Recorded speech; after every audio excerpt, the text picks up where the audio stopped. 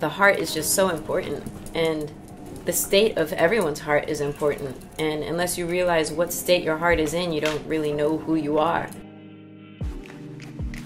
My name is Ambi Martha Lewis.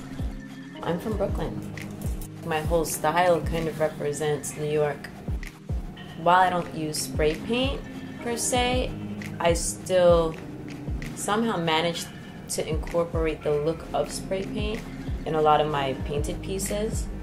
And as I've grown and I've transitioned into using razor blades are big time in New York. I mean, Biggie rapped about gem stars. I feel like a number of artists rapped about gem stars, the razor blades themselves, just because of what they were used for. Razor blades are very New York, and if you were in New York in the 80s and 90s, you definitely saw them all over the street. And people did all kinds of things with them, from hurting people to cutting up drugs. I didn't get into doing hearts and like actually expressing myself through my art until 2 years ago. I started to put my feeling into what I was doing, and it was, the first piece that I did was, I mean, that day was very special, and I'll never forget it, because that was the day I realized the state of my own heart because of how much emotion I put into that first piece. And ever since then, I've just, like, I haven't stopped. My heart is steel. Like, it's a strong heart. Like, you know, metals, they're strong little suckers. The heart solidly expresses where my heart is at this phase of my life. And the razor blades, when they're laid out in a way that if you touch them the wrong way, you're going to get cut. But if you touch it just right, you can actually have an experience with the heart.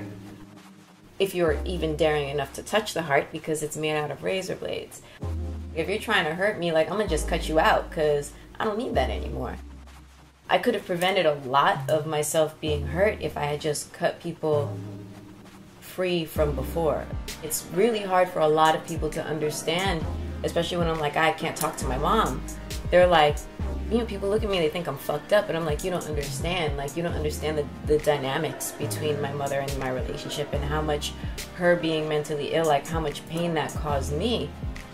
It's intense. I studied a lot of psychology because of my mother's mental illness. So for me, it makes total sense why I'd be such a spiritual being. I find that spirituality has a lot less to do with reading and learning about it, and it's more of just a way of being. Like, you don't really practice spirituality, you are spirituality. It's been quite a quest. Carl Sagan is a brilliant astrophysicist.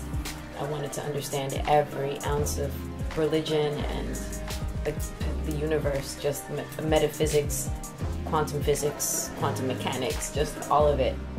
And the energy that we can't see and how important it is. Even though we can't see all of this, it's very important. It's very important to learn how to use what you can't see with your mind.